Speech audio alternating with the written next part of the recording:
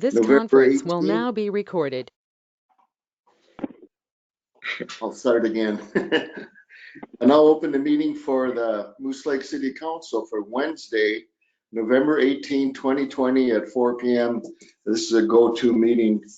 And the first item is the Pledge of Allegiance. I'll just start it. I pledge allegiance to the flag of the United States of America and to the republic for which it stands, one nation, under God, indivisible, with liberty and justice for all. Thank you. Next item is the agenda. We do have an addition, and that's under 6K, that's the liquor store freezer. That's where I put it, Katie, is that fine? Yep. Okay, we have a freezer that quit, so we'll have to talk about that and for a purchase of a new one. Do you have anything else you wanted to add? Ted, Yep. This is Walt. I wanted to bring up and discuss fire hydrants for the fire department. They asked me to bring it up. And then a couple things on snow and ice removal on sidewalks. Do we want to add those to the superintendent section? We could do that under Public Works and have Walt, we'll talk about the fire hydrants when we get down to that same thing, okay? Okay, sounds good. Fire hydrants, and the other one was sidewalks. Yep, sidewalk, snow and ice removal. Okay, Then I'll leave that off of mine, so then Councilor Lauer can bring that up. Okay, very good. Any other items for the agenda? If not, do we have a motion to approve the agenda? so moved. Do I have a second? So moved. All right, I'll call. Second. I've got you. So I'll call for a vote. Chris? Aye. Doug? Aye. Walt? Aye. Greg? Aye. And motion approved. With that, I'll move it over to you, Katie, and you can go through whatever rules for the meeting and then just start down the agenda. Sure. So just a reminder here, reminder for myself and everybody else, because it's been a while. I would ask that everybody mute their mics if they are not actively speaking or have something to say, just so it doesn't pick up on background noise. And then we are going to have to do a roll call on every decision that we make. Just those were my two reminders that I wanted to let everyone know.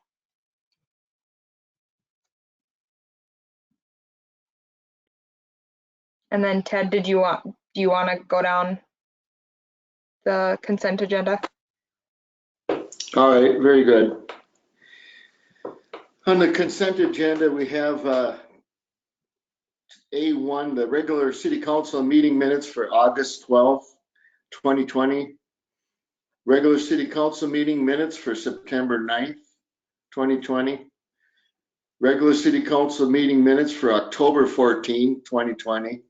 Special city council meeting minutes for November 12th, 2020. Do we have any discussion or corrections on the minutes?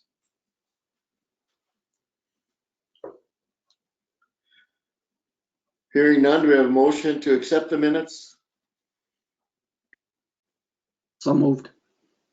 Do I have a second? I'll second. This is Walt. All right. All in favor, say aye. Chris? Aye. Greg? Aye. Doug? Aye. Aye. Walt? Aye. And I'm aye also. All in favor, or if any opposed, say aye. That motion carried. Moving on to financial reports. Under 2B1, we have the city accounts payable for October 2020. Number 2 is the city financial statements for October 2020. And number 3 is the liquor store profit loss statement for October 2020. Do you have any discussion or questions on the financial reports?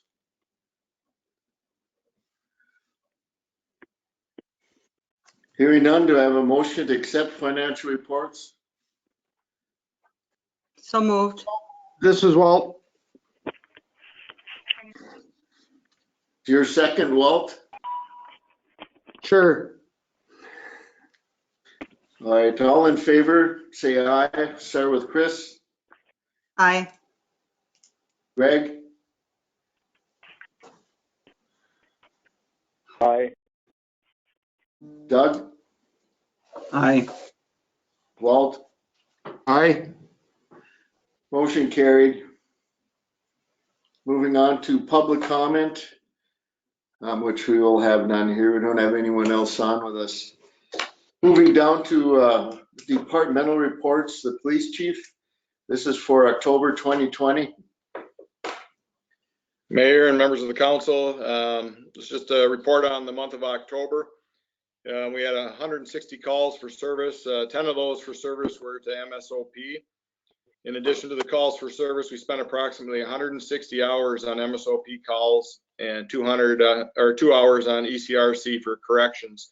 So you can see that's a significant amount of time that we've spent on MSOP. And I know Chris has set up a meeting with myself and then staff up there at MSOP that on some other stuff that I want to go over some of those things as well. I've got some other things in place to kind of speed things along for our involvement with some of the cases up there. But as you can see through some of the other activity, in some other areas have really dropped off just from the amount of time that we've been spending on some of these other things. So if you look at our self-initiated, we only had 8 extra patrol calls this last month, where we had 63 the previous, 47 traffic stops, 65 the month before, 20 community engagement, 26 last month. And calls that we responded to, we had 26 assist other agencies, which is almost the same as last month. 55 calls for service, 83 last month. And medicals were down to 4 compared to 20 the month before. So I know Councilor Lauer is going to talk about some of the shoveling and sidewalk stuff. We've been sending out some letters on some of the vehicles as well around the business district. And I've talked to a couple of them today. So they're aware of the ordinance and moving those things. So this is being sent out on the cable channel that everybody else understands that they have 48 hours after a snowfall to keep the vehicles off the city streets so they get cleaned up. And, you know, some of the areas off of, you know, 4th and down on Elm, you know, this has been a parking issue with some of the apartments. So I've had some discussions with them is where they can park and just kind of be aware of when they find a clean spot to move it into it. So I think we are off to a pretty good start there. You know, for some of the other stuff, like I said, Councilor Lauer will talk about the other issues with the snow. But other than that, it's just been a few lengthy investigation things that we're working on that we're kind of in a holding pattern on a few things right now. But that's pretty much it on my end. Thanks, Darren. Appreciate it. Good job. Thank you. Yeah, thank you. Yeah, I had just wanted to bring up the snow and ice removal issue. I had talked with Darren about it, and it was nice to hear what he had to say, and I appreciate the work that you're doing, Darren, on trying to take care of some of these vehicles parked on the street. I think you covered that pretty well. The snow and ice on the sidewalks, it's pretty good with the removal with the businesses, but there's still a lot of residents in the area that should be removing their snow and the ice. I just wanted to bring that up again and get it out there. Katie did send a letter out to everybody about the snow removal ordinances, and I appreciate that. And I just want to see the town keep working on getting that. We want to be accessible for people that walk all year round. And there's quite a few people that do walk, and then we do have some handicapped people. So I'd like us to keep them in mind and their struggles that they go through with the snow and that. And, you know, if I'd like to just, you know, tell the public again, if you live next to somebody that's elderly or disabled, you know, it would be nice if people could go out and help their neighbors some that aren't quite capable of shoveling and that. And then I guess I'll bring up the fire hydrants. The fire department had asked me to bring up clearing the snow away from the fire hydrants again. It's kind of a group effort between the city and the residents. If people live next to a fire hydrant, it would be greatly appreciated if they would go out and shovel around them. And then for like Phil and the plow guys to try to plow around the fire hydrants that they can reach and things like that. I don't know if the city has a ordinance for fire hydrant snow removal or not, and who is actually responsible for removing snow around fire hydrants. I was wondering if Katie or if any of you had any information on that, on who's responsible for that.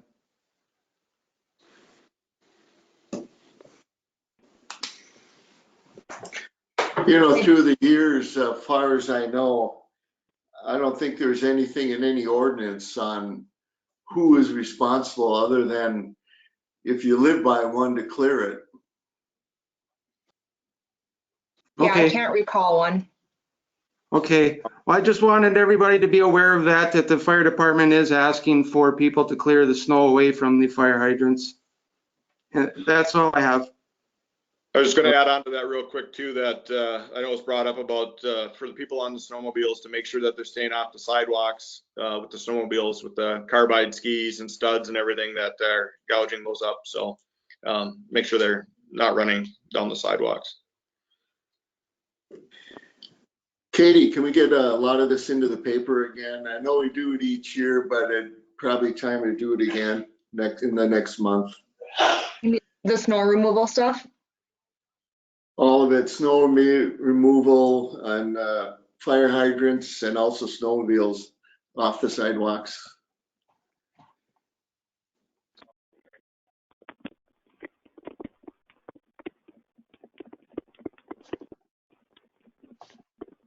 Yep, I Just can do that. Thank you. Hi, thanks, Chief. Thanks, Walt. Moving on, Public Works Superintendent report. I know Phil isn't on yet. Katie, do you want anything you want to put in at this time? Phil is on. Yep, I'm here. Okay, great, Yep. Phil. Yep. So just to kind of follow up there, Walt, a little bit. When the snow does get deep enough, we do go out with the blower on a skid steer. We do clean around those fire hydrants. By no means are we anywhere close to having to do that yet. That's usually, last year we did it twice. You know, we ended up with a decent amount to where there was quite a few of them that were not accessible. So just going forward in the future, know that I don't believe that there is an ordinance on any of that, but it is just something when we do get time, we do go and clean them all out.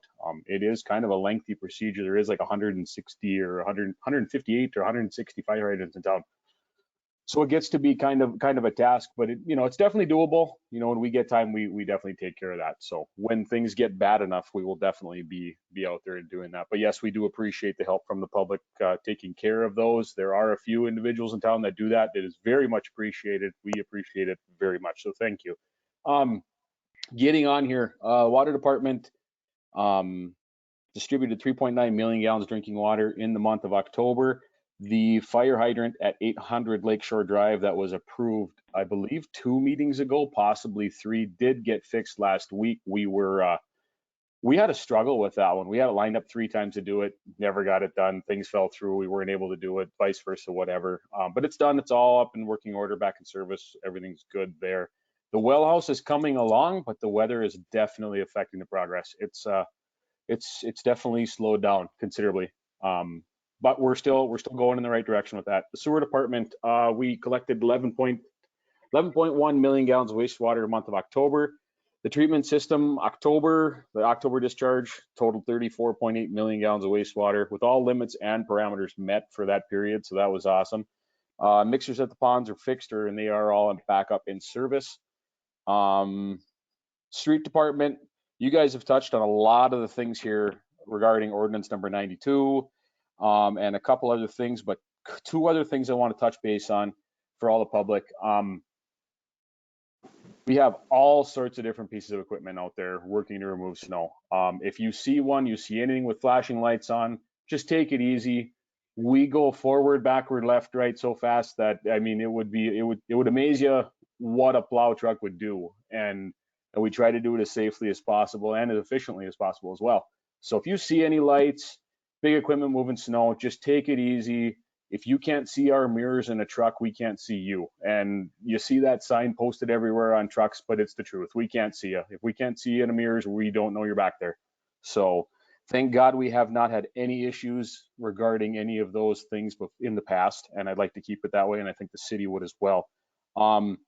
That, and then the last thing I want to touch on, I do want everyone to know, especially the public, that it is, I'm going to use the word unlawful, and Darren can maybe help me out on this, but to push or place snow onto city right away. So taking your snow out of your driveway and placing it in the right of way becomes a huge pain for us. It adds a lot of extra time for cleanup, removal, those sorts of things, which obviously reflects in the city's budget over time. Not to mention it makes a mess, and usually it's not benefiting anybody at all.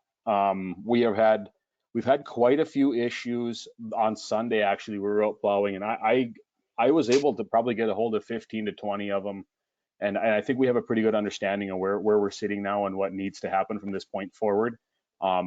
If this does continue, well, we'll have to meet with Katie and Darren both to see what we can do about it. But this last two snows, it's been kind of a mess. I know the ground isn't froze. People don't want to push snow up on their lawn because it's not froze. They're gonna make a mess. All that's, I get it. I understand.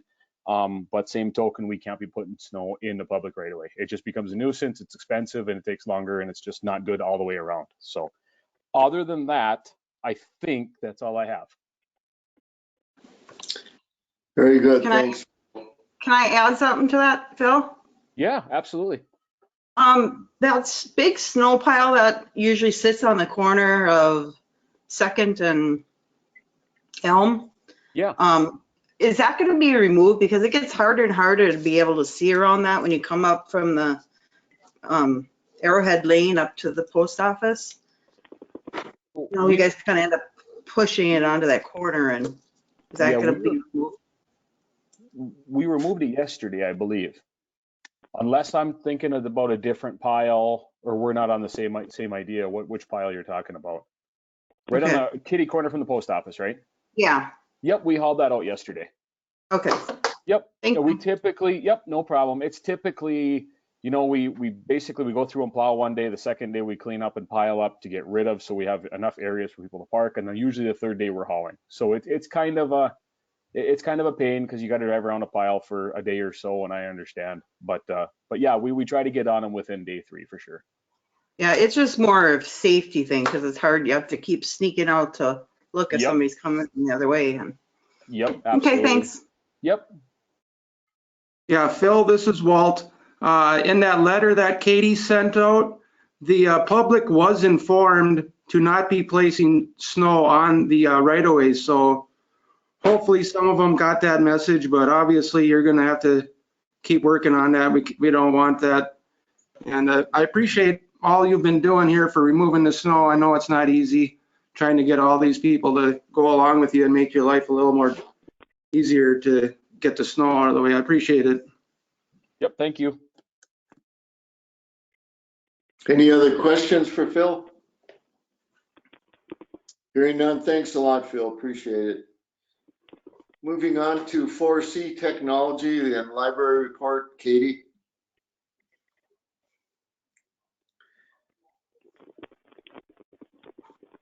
I shouldn't probably talk when I'm muted. I included minutes from the last library board meeting where they discussed the recommendation to hire, which we'll talk about later on.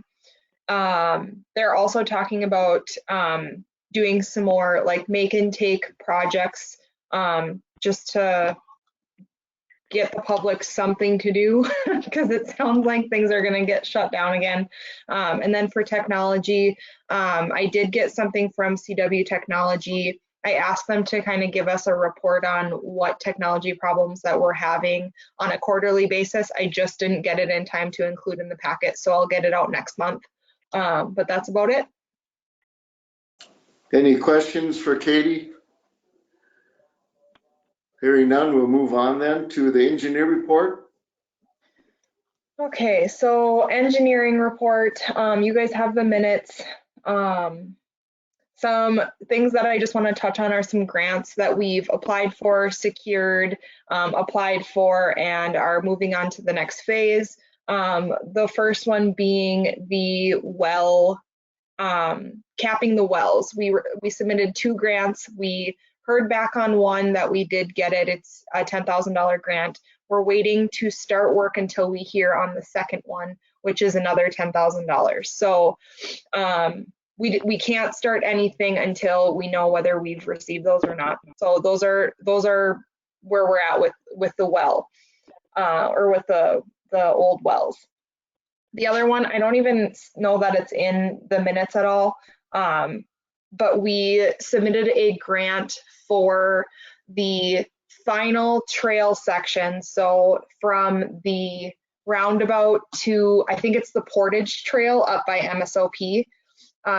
We submitted a grant application for that. I believe it was the end of October, and we just heard that we are moving on to the next phase. So that if we do get that, it won't be until 2025. So that's when the funding is available, is 2025. So we've got quite a long time. But I saw the opportunity, so we jumped on it. And everything else, I believe, is in your guys' minutes. Phil, is there anything significant with the well house? No, there's not. Sorry about that. I had to take a phone call this afternoon has been crazy. That's okay. Yeah, the well house is moving along. They did pour the foundation, or the footings maybe. They poured some concrete, I don't know, the other day, a week ago or so. You want me to tie this one up? Sure. All right, so we're sitting with all the flat work, so all the stoops, the slab, that's all poured, the footings, the frost walls, all that is done. Everything is capped, backfilled up to the grade. Block layers are supposed to start tomorrow, which is 8 days later than they were supposed to start, but that's okay. So we're still moving in the right direction. Schedule is pushed off a little bit. I think last I saw was about a week behind from the schedule that I've been seeing. They do have the cast in place panels planning on being here on the 30th, and then put in place on the 30th as well. So they're moving along. The weather is definitely holding them up. They're trying to get this temporary shelter built around this thing so they can get the concrete and the mortar to cure. So that's kind of where we're at with it. So that's where we're at with the well house, which is probably the biggest project that we've got going on right now. So I have a question Yeah, go ahead, Chris. about the arena roof. So the architect thought we need to replace it, but the league insurance says it was in good condition for its age. So that came from when budget time was coming around, and I asked Guile what the arena needed, and he thought that we needed a new roof. So when that happened, we had a few other locations that the league came and looked at, and it ended up being a tiny hole in the roof of the current arena, or the current roof, that we can just patch. So I just got the engineering report, I don't know, a week or two ago. So now I have to start calling Beaver and another contractor to have it repaired. So, but for the condition or for how old that roof is, they said it's in very good condition. So That's good news. yeah, very good news. Yeah, that holds, it's in the northeast corner of the arena. Mhm. And it can be patched very easily, it sounds like. And I did not go up on the roof because I'm deathly afraid of heights. But they said that they could clearly see where the water was coming in. So Maybe give them a quick update on the bypass trail in 73, Katie. yeah, so I haven't heard anything back from the DNR, which is what we're waiting on. We need a signed contract before they can begin work. So that will, at this point, it has to be pushed off till spring. So And 73 will start as soon as it's break up in the spring. So that'll be good. yeah, I'm assuming we'll probably have something in the packet for January or February for going out for bid for that project, just so then we know that project is ready to go as soon as the ground thaws. Maybe a quick update for the council on the program for the campground, just what you've looked at so far. I've got that later on, actually. I've got that as an agenda item. Okay, I guess I missed that. Thank you. Yeah. Any questions on the engineer report? Hearing none, we'll move on. The chamber, I don't know if we really have anything that, well, maybe going over the plans for Christmas. That is going to happen, a drive-through at the First National Bank branch office. They're going to do a drive-through for Santa. It sounds like he'll be in the drop-off window as people come around, so the kids can talk to Santa. And I think Barney's going to try to put up some blow-up devices around that area. And I know the chamber is working with them to kind of set that all up. And maybe Katie or Darren, I know you probably were contacted maybe about some traffic control if it gets to that point. I haven't been contacted yet. I know Katie and I were going to talk about some of that coming up this week, so we'll have to Okay. see what the plan is. But yeah, I haven't spoken with anybody yet. I know it's on Saturday. That's December 5th, right, Katie, at between 11 and 1? So that's kind of the plans for the Santa visit this year. Okay. There'll probably be some blow-ups in the park you could drive through too also. I haven't heard anything different on that.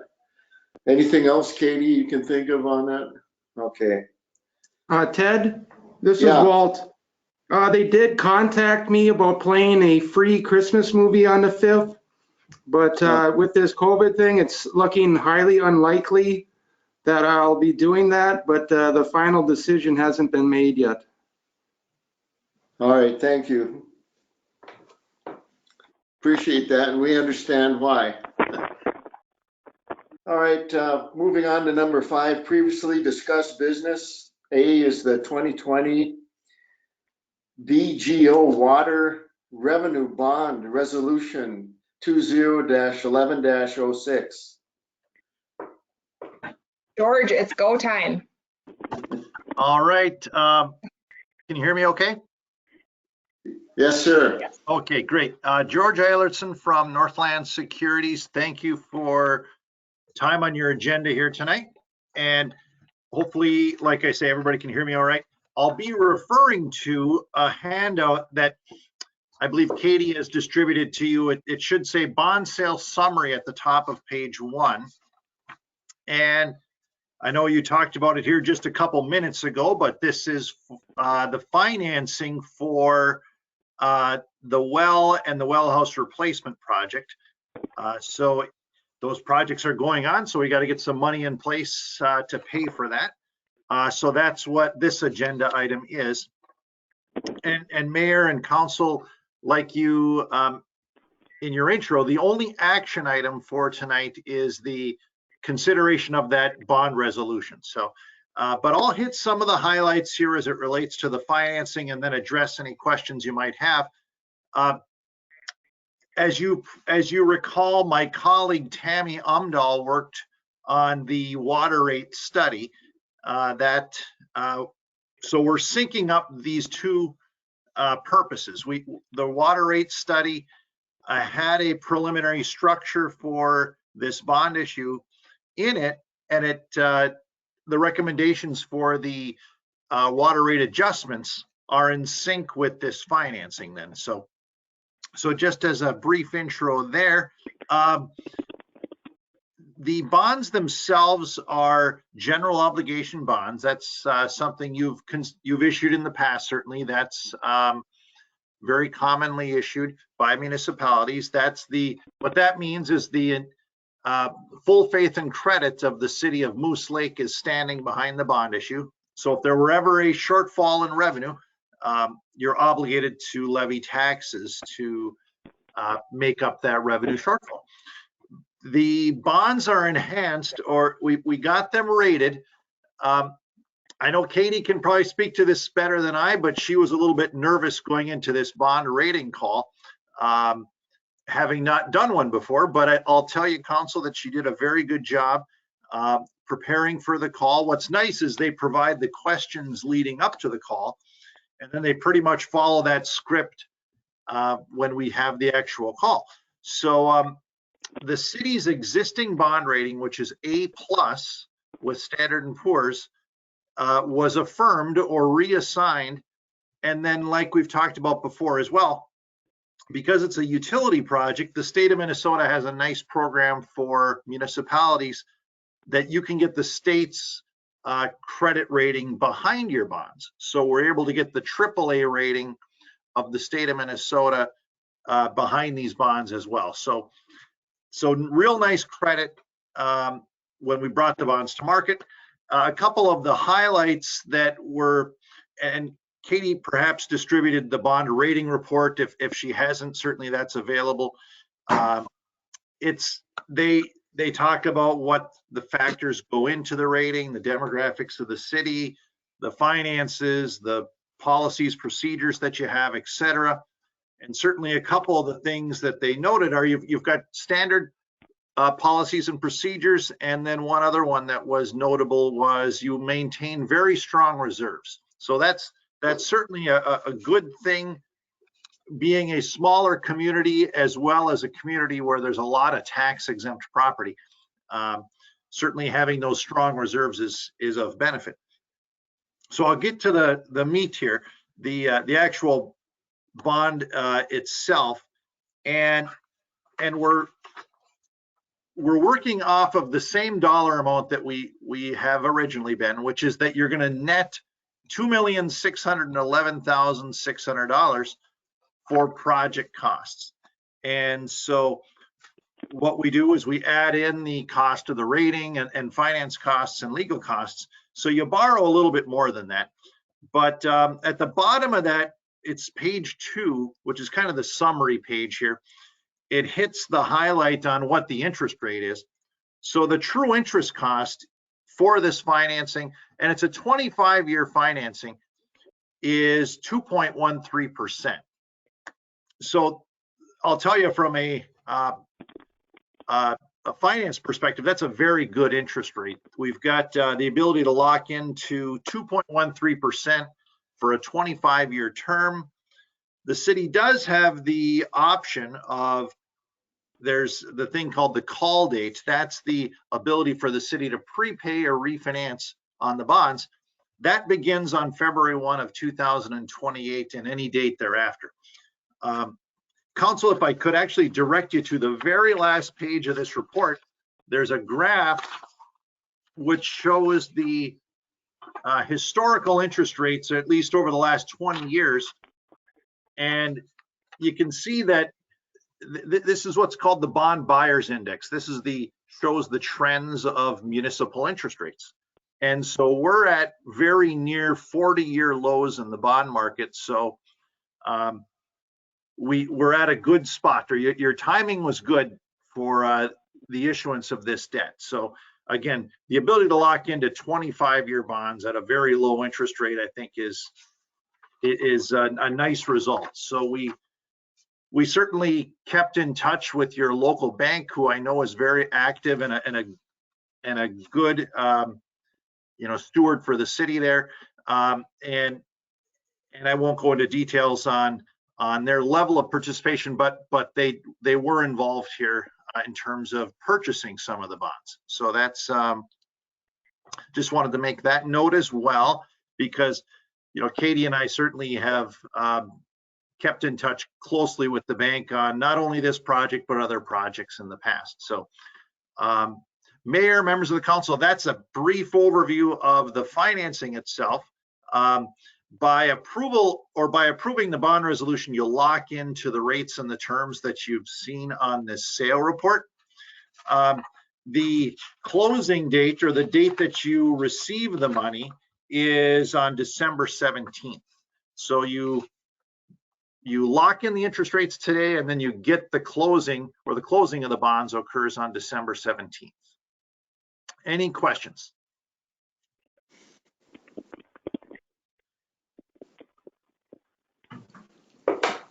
Doesn't sound like it, but I sure like that interest rate. That's great. I've been involved through quite a few through the years, and it's nice to see that. I just want to note, Doug, I believe last meeting that you suggested that I talk to George about the other bonds that we have. They're all so close to their term that it wouldn't be advantageous to refinance any of them. But I did have George take a look at those too, but they're just all so small for principal that it just wouldn't be worth it at this point. All right, thank you. I appreciate it. Yeah.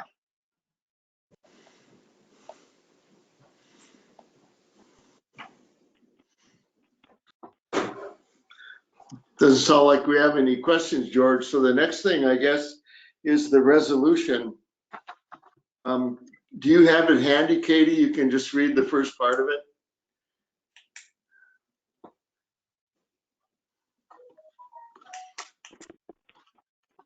The part to read, Katie, would be at the top of the second page. There's all caps. There's about, that part of the resolution. That's really the part that the council would probably be approving, if you will, in the motion.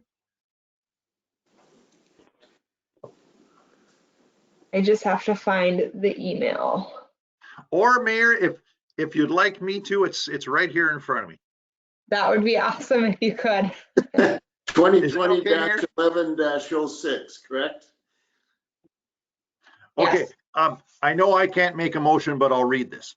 A resolution awarding the sale of general obligation water revenue bonds, Series 2020B, in the original aggregate principal amount of $2,660,000, fixing their form and specifications, directing their execution and delivery, and providing for their payment. You mean 2,660,000? Yes. Okay. All right, that is the resolution, and requesting for a motion and or questions. I'll make that motion. Go ahead, Chris. Okay, Chris has a motion. Do I have a second? Second. Okay, all in favor will say aye. I'll do a roll call. Chris? Aye. Doug? Aye. Greg? Aye. Walt? Aye. And I'm aye also.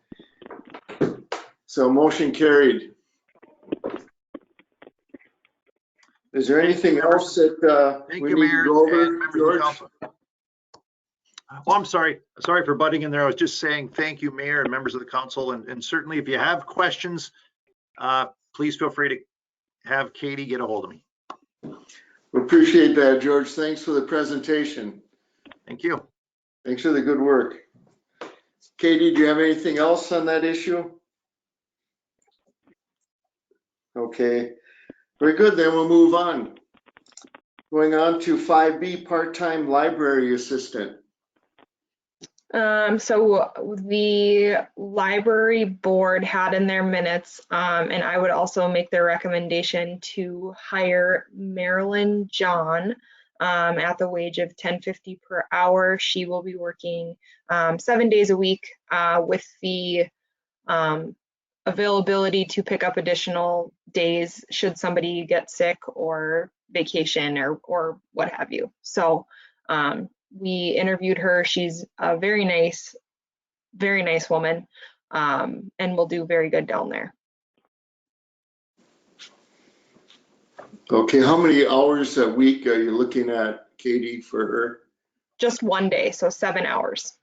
Okay, very good. Any questions from the council? Very good. We need a motion.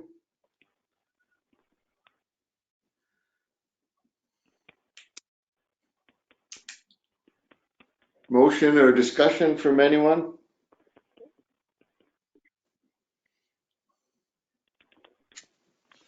I'll make a motion. We hire an individual.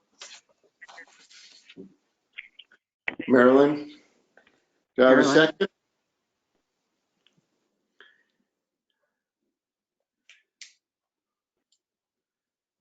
I'll second that. Do a roll call. Chris? Aye. Doug? Aye. Greg? Aye. Walt? Aye. Motion carried. Thanks, everyone. We could tell George if he wanted to drop off, he certainly can. I'm just sitting here enjoying the conversation, Mayor. Okay, you're very welcome to. Katie, do you need anything else on that library assistant position? Nope, that's it. Okay, very good. Thank you. Moving on to new business, 6A, the Moose Lake Area Hockey Association lease agreement. Katie? So this lease agreement probably couldn't come at a worse time considering what's looming on us, but nonetheless, it needed to get done. So in your guys' packet is what the Hockey Association had agreed on with Ted and I, negotiating with them, and Guile was involved also. The meat and potatoes of it is that we increased their annual fee by $5,000. They hadn't seen an increase over like a long time, so that's kind of why it was a little bit of a heftier increase, but nonetheless, that's what it is. And nothing else changed within the agreement itself, aside from just reiterating some points that were missed throughout the years. So overall, this board is phenomenal to work with. I talk to them almost every single week. We're on the same page with everything, so I can't speak high enough praise for them. Yeah, they're doing a real good job organizing all the activities down there with the cleaning and all the protocols they have to follow. So they're doing a good job. With that, do we have any questions and/or a motion to accept the lease agreement with Moose Lake Area Hockey Association? I have the same question as last year. What formula, what did we use to come to the conclusion of the lease price? I also have a concern with 5-year lease. I understand that they're a good tenant. I just think it's a lengthy time. We don't know how much electricity we use. We have no idea what the expense is because it's never been broken down, and I've asked for that for a couple years now. It's a guesstimate, and I understand that we're doing a community service, but I would feel a lot more comfortable if we knew the actual figures of what it does cost. I believe that it's our Zamboni, is that correct, or is it theirs? Hope it's theirs. Okay, I just know that there's a cost that Guile uses his time, we use our electricity. I would just like to know what those costs are, and I appreciate you two negotiating $5,000 more. I just would like to know what it costs us, that's all. So what I did was, and I don't have the numbers in front of me, but what I did was I went back as far as I could somewhat easily find, and found what we budgeted for. I think it was in 2013 compared to what we budgeted for 2021, I believe. And the difference obviously just keeps getting bigger and bigger and bigger. So what I told them was, we need to start getting it. I'm not ever saying we're going to make money on this, but we need to stop the bleeding from some end, and either we need to lessen the amount of services that we offer, or we need to have them pay more. And so they understood that. I don't have those figures. I guess I apologize. I didn't know that you had requested them, but I can get certainly what we paid for so far in 2020 and 2019 numbers for you. That'd be great. Thank you for both of you for doing that. Yeah, just for your knowledge too, Doug, this was the single largest increase I think we have ever requested from them, $5,000 in 1 year. The last increase was after the flood, I think maybe 2011. It was probably before the flood. I don't think we had an increase since then.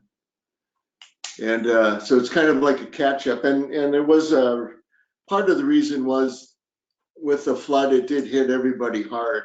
So I think we left it alone, but this really caught it up a long ways. This was, and requested the same with the school, and maybe Katie will talk about that later, but it was the same kind of situation. It was time for them to catch up and start communicating more with us and paying more fair share. Yeah, I don't have an update on the school quite yet. I want to say they had their meeting yesterday, but I'm not sure if they actually had it because they're going distance now. I'm not sure how they're operating. But I have been in discussion with Billy Joe, so we're working on it. But I understand that Billy Joe's been quite overwhelmed with school this year. So Thanks for the question, Doug, and that definitely will get out to you. Appreciate that. Do we have any other questions on the contract? Do we have a motion to accept?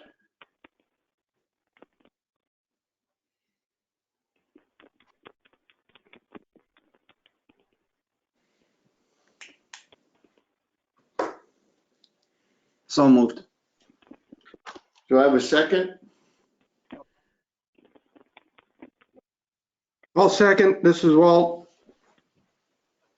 Thank you. All in favor, say aye. I'll do roll call. Chris? Aye. Greg? Aye. Doug? Aye. Walt? Aye. Motion carried. Thank you. Moving on to, oh, excuse me, Katie, is there anything else on that item? nope, that's it. Moving on to 6B, the Wayne Langhorse retirement. So Wayne, sorry, I'm just getting there. Wayne is going to be retiring May 2nd of 2021, which feels like a really long time away, but it's going to sneak up on us. And because we know that we did budget for 2021 to have essentially like double duty in that department for, I believe I budgeted for it for 2 months. So probably starting in January, February, we should probably look at hiring for his replacement, just so he's not coming in brand new as Wayne leaves. So I do have an idea on how we can utilize Wayne in a part-time capacity that I'll talk about later on. But I just got this, Phil actually forwarded me this email last month, so. Very good. I suppose we need a motion to accept his retirement or resignation, if you call it. Do you have a motion to accept Wayne's letter? So moved. I have a second. Second. All in favor, say aye. Chris? Aye. Greg? Aye. Doug? Aye. Walt? Aye. Motion carried. Just a quick question, Katie. When do you think you would advertise that? I would think probably like beginning of January. Okay, I'd like to get somebody in, and I think Phil would probably like to get somebody in right around like the 1st of March, somewhere within there. all right. Thank you. Moving on to 6C, Resolution 20-11-03, Police and Fire Para for Chad Walsh. Yeah, so this para needs resolutions for actually Chad Walsh, Chad Pattison, and August Reynolds. These are our part-time police officers. So that's what these are for. They're just routine. They're our part-time guys. So. Okay, maybe we can do them all at once. So I'll say Resolution 20-11-03, Resolution 20-11-04, and Resolution 20-11-07. This is a police and fire para for Chad Walsh, Chad Patterson, and August Reynolds. Is that correct? Yep. Do you have a motion? Make that motion. Do I have a second?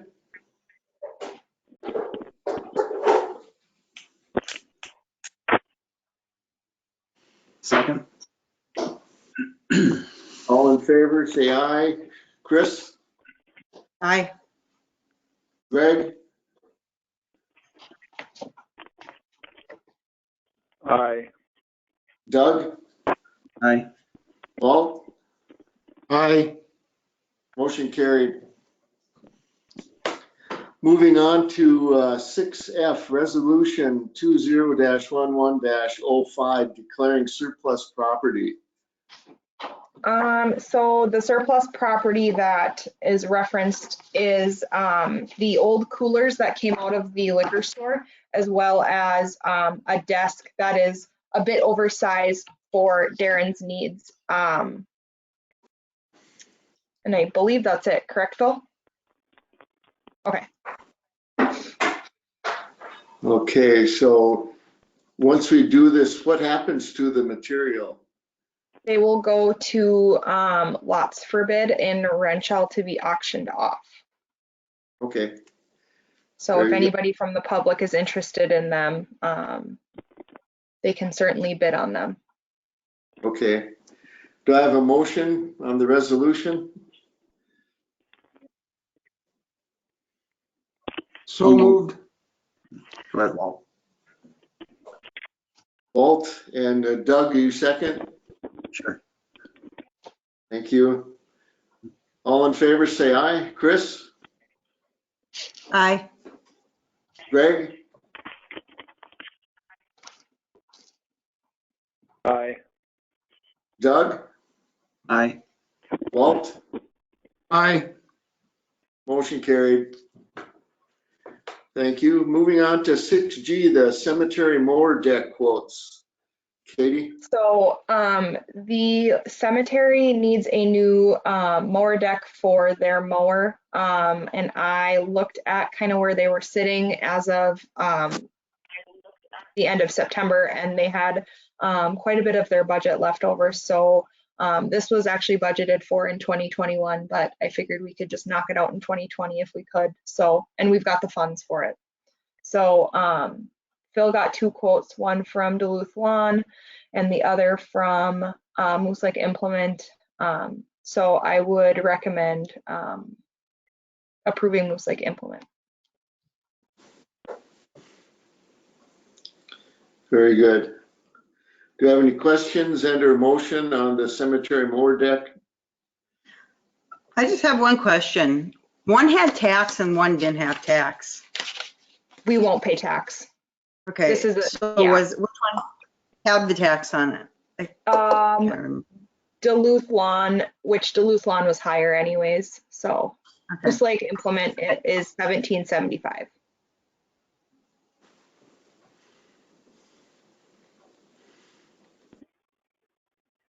Any further questions or motion?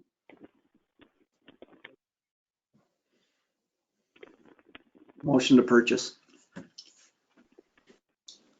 Do I have a second? I'll second. All in favor, say aye. I'll roll call. Chris? Aye. Greg? Aye. Doug? Aye. Walt? Aye. Motion carried. Thank you. 6H, ferric chloride quotes. Katie? So this is an annual thing, and Phil, none of this makes any sense to me. So I would assume Hawkins is the lower bid. Correct. Okay, Yes. And 'cause we- just so you guys know, ferrochloric acid is the acid we use at the sewer ponds to treat our phosphorus issues. So. Very good. Questions by the council or motion? Make a motion to go with Hawkins. Do I have a second?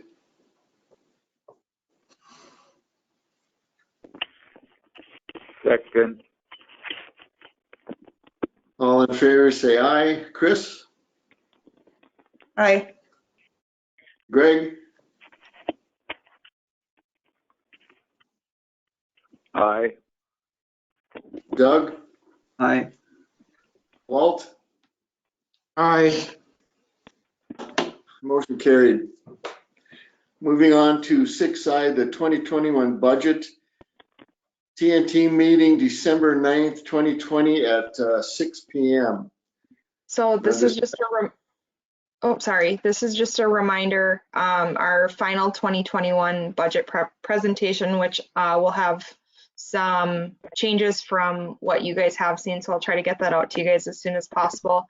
Is actually just in a couple of weeks here, December 9th, 2020, and we cannot have it before 6 o'clock p.m. So it has to be 6 or later. And I would say that I would think that if COVID stays the way that it is, we may think about doing this electronically, but we'll just kind of wait and see how it goes. But I just wanted to get this out to you guys, to a reminder that this one is going to be a bit of a later meeting. Very good, thank you. So just a note for everybody, remember it's 6 p.m. and on December 9th. Moving on to 6J, the 2021 campground updates. So I met with the park board earlier this month and just ran through some ideas that I have to change things up a little bit at the campground. And this kind of is where Wayne will potentially be handy. Because Wayne is looking at retiring, we thought how we could keep him on a part-time basis if he chose to do so, which he is interested in doing. And that would entail changing some things at the campground, how things are ran currently. So with that, my idea is to use Wayne as a parks maintenance person, and he would likely primarily work at the campground just because that's the largest park that we have. He would be in charge of any of the maintenance issues that they have, any water problems, any problems within the bathhouses, things of that nature. I also have thought about cutting the cost of having a park manager and getting us so that people can book online. So I don't know that we would necessarily need somebody sitting there answering the phones as much as we had in the past. I'm not saying we're going to eliminate that by any means, but certainly cut that back. And I don't know exactly how that looks. I think some of it's going to be trial and error, but certainly getting us into the online booking, it will be really, really helpful. And I guess to back up a little bit even more, having Phil oversee the campground as a whole. Now, Phil's not going to be down there checking people in or anything. I don't want to scare them away, but no, I'm just kidding. But having him supervise the campground, having him be the one that they report to, I think will be a good thing for somebody full-time to oversee. The other part of this is that we still obviously need a campground host of some sort, and that would probably fall under Jeff Jutnan, who currently mows and does some really small maintenance stuff for us. So I've already talked to him to see if he's even interested in doing that and kind of playing a bigger role than what he's used to, and he is interested in helping out. So how this all works, I don't have like every nitty-gritty detail, but what I'm in the process of doing right now, which is probably step one, is researching some companies that offer reservations and things like that. So I've already kind of met with one. I'm looking for some more to compare it to, and I will bring those to you guys as I get them. But that's kind of what I'm thinking for the campground for 2021. It's kind of my winter project. So. Any questions by the council? Yes, Chris. Per our license down there from the Department of Health, do we have to have an on-site manager? Well, we don't have one. We didn't have one in years past. So I don't know the answer to that. I actually just got our license renewal stuff, so I can look at it. But Okay. if we change to kind of what I'm thinking, Jeff will be down there more than not. He will be down there. So more often than not, I guess I should say, he'll be down there. So this would get us closer to that if that is a requirement. But I don't know the answer to that. I would have to reach out to MDH. Okay, thank you.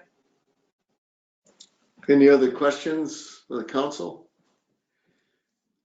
Just a quick message. This is a type of operation that most campgrounds run under now. They do more of online and more of a host instead of a manager. So that's why we're looking at it. It's just that we've never changed over as other campgrounds have through the years. So we're a little bit behind on that. And I think Jeff's role or the campground host's role would be more, in the case of an emergency, or if you have a complaint on your next door neighbor, or things like that. In the event of a flood, they're kind of the emergency contact, and that's kind of how I see it. I think that is very important, especially with the history of that place down there. So. I have another question. Is he down there all summer long? Does he reside down there? Most of the summer, yeah. He talked about even enlisting some help in some other seasonal campers for the times when he's not there. So. Oh, okay. It seems like he's Well, got some. probably... Yeah, he's got some help down there. So. Okay. I have one question. As far as expanding the campground, have we looked at any timeline for that at all? Not really. If that happens, not yet, I should say. If that happens, it won't be until, I would assume, 2022. It's just too we're too close to 2021 for that to be something for next year already. Okay, thank you. Katie, I had one question regarding the campground stuff. We're still looking at, obviously, somebody there greeting the campers when they come in. Yep. Just for the So reference, the ATV stuff, whether or not we do an online version of that too, of a packet with some of the city rules and stuff on it, that when they book, that they get that if we don't have somebody physically handing it to them. yeah, that's a good idea that could maybe go out with like their confirmation. I can ask that question, but yes, somebody will be there to check them in.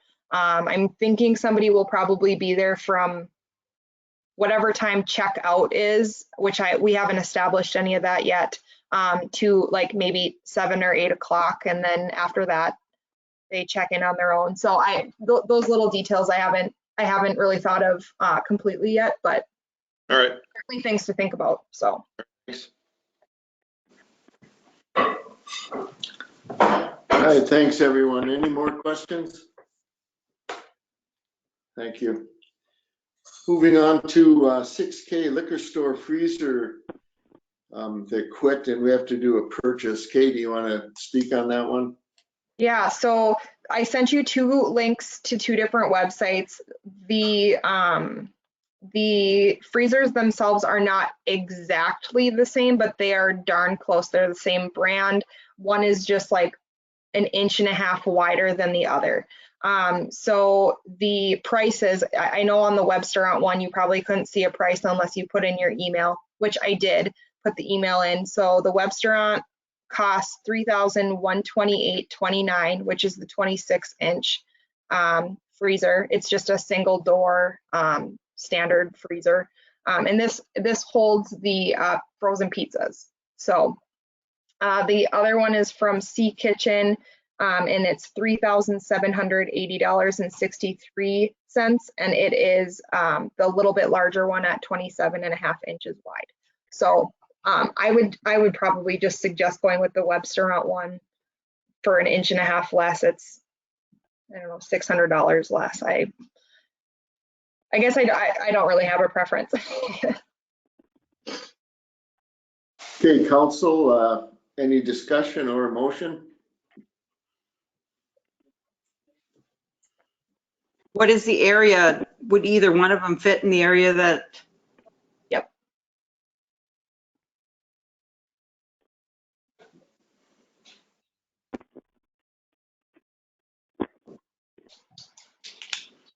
I'll make a motion that we go with that Webstaurant. I think it is $3,128.29. Do I have a second? I'll second. All in favor, say aye. Aye. Greg? Aye. Doug? Aye. Walt? Aye. Motion carried. Thank you. Ted? Yeah, Yeah. I have a question about the overall liquor store with the new COVID.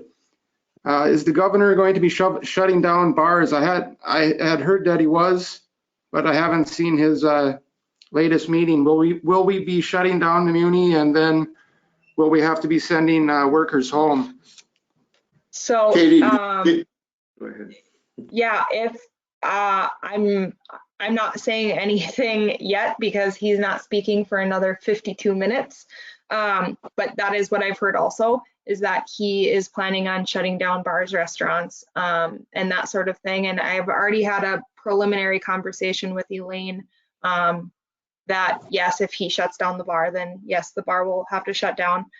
There's no way of getting around that. And yes, we will be sending home employees, but I've made it pretty clear that our full-time employees are still required to get 40 hours a week, and that we are not at this time going to be paying administrative leave for part-time employees that are not getting their normal hours. So they are welcome to apply for unemployment benefits and go that route.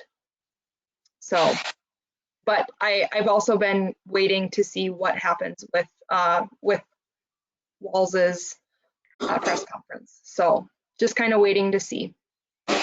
Thank you. When that does come out, Katie will send out an email to all the council, so all of you will get a notice on what's going on and what changes that we have to make. Mhm. Thanks, Walt. Moving on to number 7, reports and correspondence, Willow River CIP, William. And I don't have that letter with me, Katie. Sure. So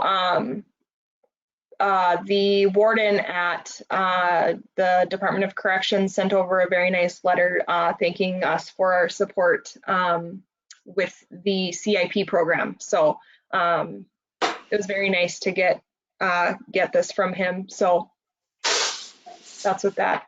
And it just states that they the state passed the bonding bill and that secured money for Willow River and Togo.